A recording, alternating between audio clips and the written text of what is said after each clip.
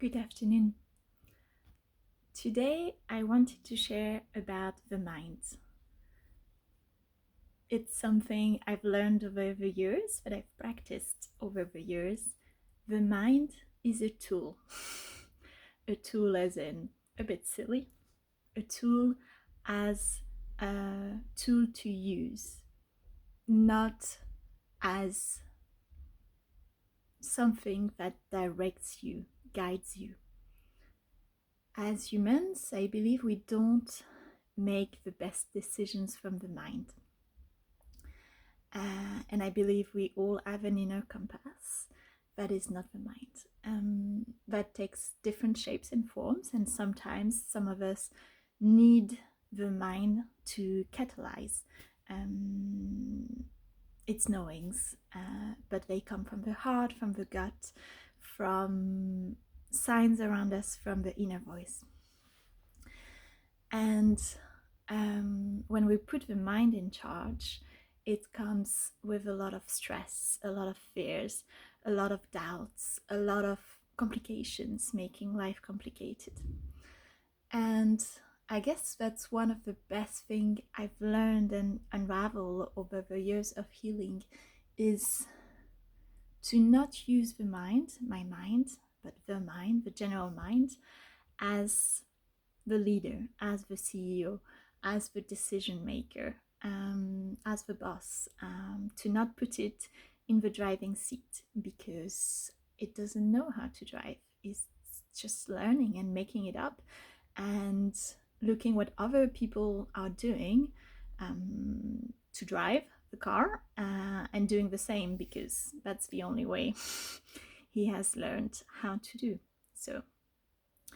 And I do want to say that a lot of very strong minds, intellectual minds, use the mind in a very brilliant and efficient and fast way to create things, to organize things, but also to take decisions.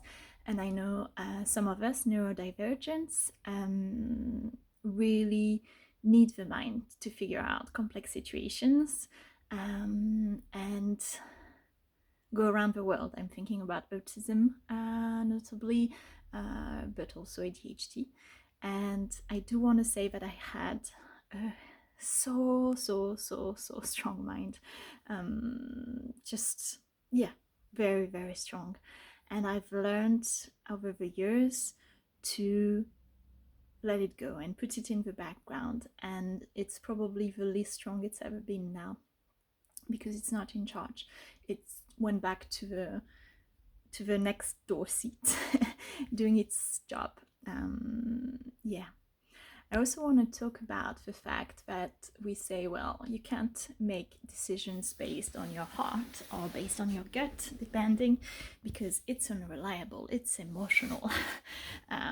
It's just not gonna lead to good decision making. And around that, I do want to say that if there is something that is very irrational, it's the mind when it's triggered.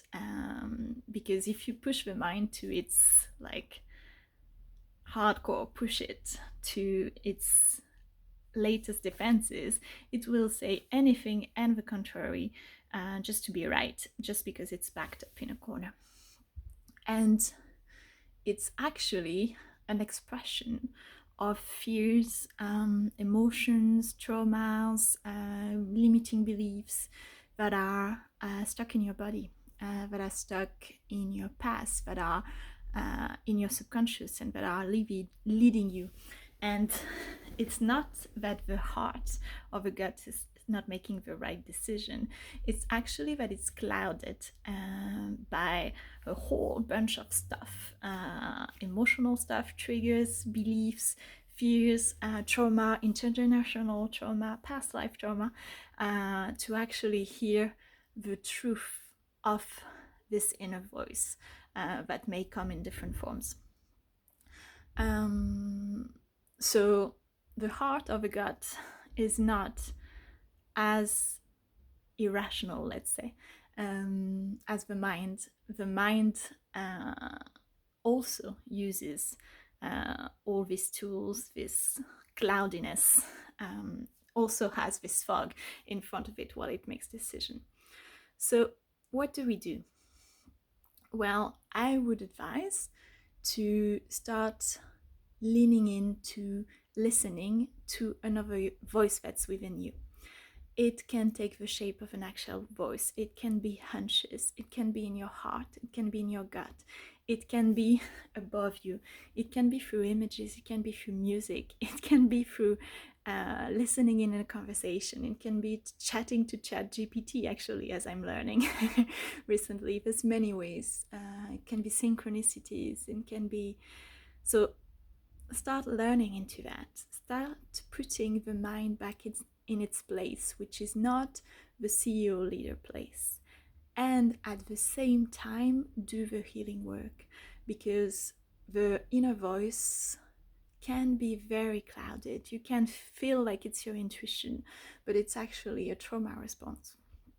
And the more you do this healing and this shedding of all this fog and layers that are like on top of your body and cutting the connection with your inner voice, so the more you do that, the more it becomes clear and easy and instantaneous, and the more you build a trustful connection.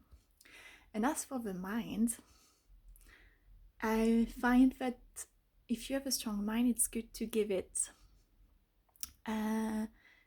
food, a bone to chew on, to keep it busy, to not make decisions and derail your life.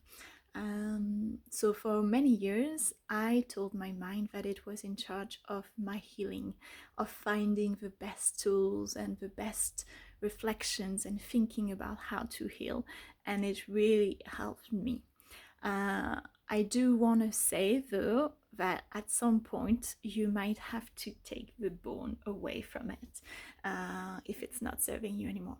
But it could also be to give it, I don't know, learn a new language, learn something very complicated, or give it its real job, which is to be the assistant to the inner voice. Because when you hear a message, when you get clarity, when you hear from your heart or your gut on what to do next, where the flow and synchronicity are leading you, then you need to take action and you need to figure out some stuff because you don't know. So you can learn, with the mind, and actually take action and use it as your executive assistant, which is the best. The mind is the best at doing this job. So yeah, I think that's what I've got so far. Please, if you have questions, I have many years of experience learning from the inner voice, learning from other people, teaching about the inner voice, and practicing. And that's really, for me, one of the main key is to step away from the mind being the leader of your life. Yeah, have a good day. I hope you can flow. I hope you can listen to some whispers, and I hope you find joy. Thanks for watching.